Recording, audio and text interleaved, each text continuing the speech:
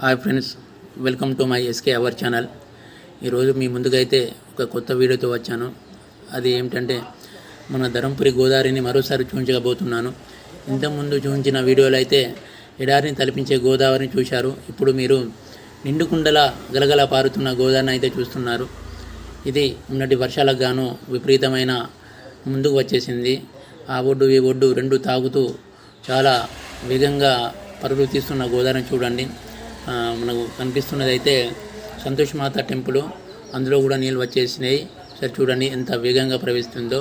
ఇక్కడ వర్షాలు తక్కువ ఉన్నా కానీ పైన వర్షాలు పడుడు చేత మిగతా ప్రాజెక్టుల నుంచి నీరు విడుదల చేశారు, అందుకే ఇంతగా వచ్చింది. చూడండి ఒకసారి మీరు.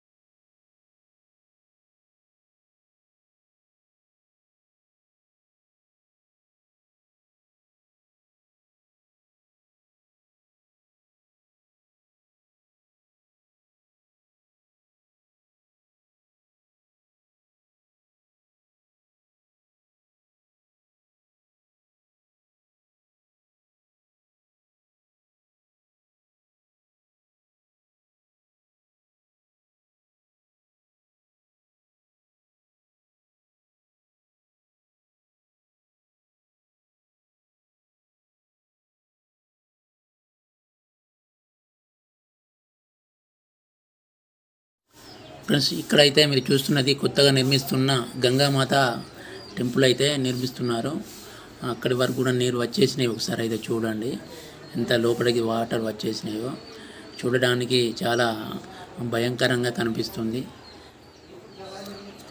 వర్షాలు మనకు ఇక్కడ తక్కువ పడ్డా కానీ పైన వర్షాలు ఎక్కడ పడడం చేత పైన ఉన్న ప్రాజెక్టుల నుంచి నీటిని విడుదల చేశారు. అందుకే మన గోదావరిలోకి ఇంత నీరు వచ్చి ప్రవేశిస్తుంది. చూడండి, ఆ ఒడ్డు ఈ ఒడ్డు రెండు ఒకే లెవెల్గా నీరైతే వెళ్ళిపోతున్నాయి. చూడడానికి చాలా ఆహ్లాదకరంగా కనిపిస్తుంది కదా. ప్రస్తుతానికైతే బయట ఎండ కొడుతుంది, మీద మబ్బులు అయితే చూడండి. ఇక్కడ వర్షం లేకున్నా కానీ ఇంతగా నీరు వచ్చడం ఇది చాలా అరుదు. ఎప్పుడైతే ఇట్లా కాలేదు. ఇప్పుడైతే ఒడ్డు కనిపిస్తుందిగా, ఒడ్డు లెవెల్ అయితే వారుతుంది వాటరు. చూడండి ఒకసారి, ఇటు సైడ్ కూడా మొత్తం ఒకే లెవెల్లో వాటర్ అయితే వారుతుంది. నీరైతే మురికిగా, నీరు ఎక్కువ వస్తుంది కాబట్టి మురికిగా ఉంది. ఆల్రెడీ వాటర్ ఇంకా ఎక్కువ వచ్చే సూచనలు ఉన్నాయని అధికారులు అయితే చెప్తున్నారు. లోతట్టు గ్రామ ప్రజలు చాలా జాగ్రత్తగా ఉండాలని ఇదివరకే వాళ్ళు పోలీస్ శాఖ వారు ఈ గోదావరి దగ్గర బందోబస్తు ఏర్పాటు చేశారు. ఎవరిని లోపలికి వెళ్ళేయకుండా దూరంకి వెళ్ళి చూడడం మట్టుగా కానీ ఎవరిని స్నానాలకు కానీ ఎవరిని దిగడం లేదు.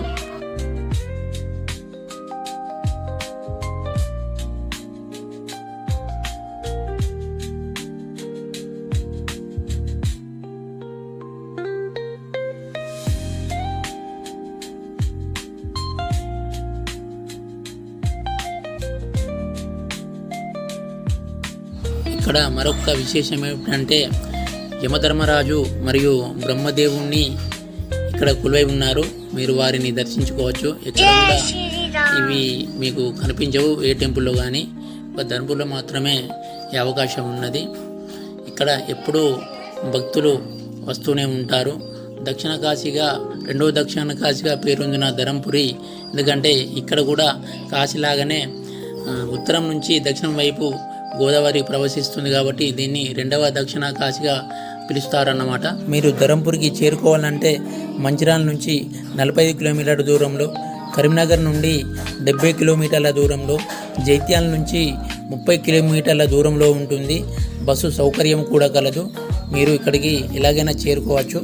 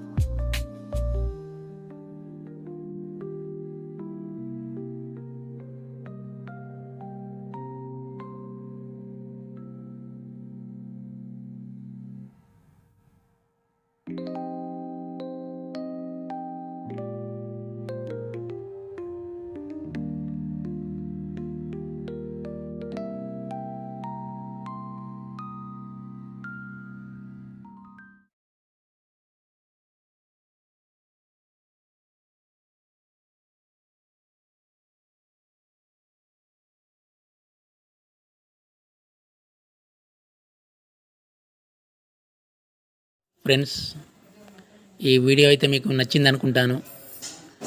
తప్పనిసరిగా లైక్ చేయండి, షేర్ చేయండి, మీ ఫ్రెండ్స్కి పంపించండి.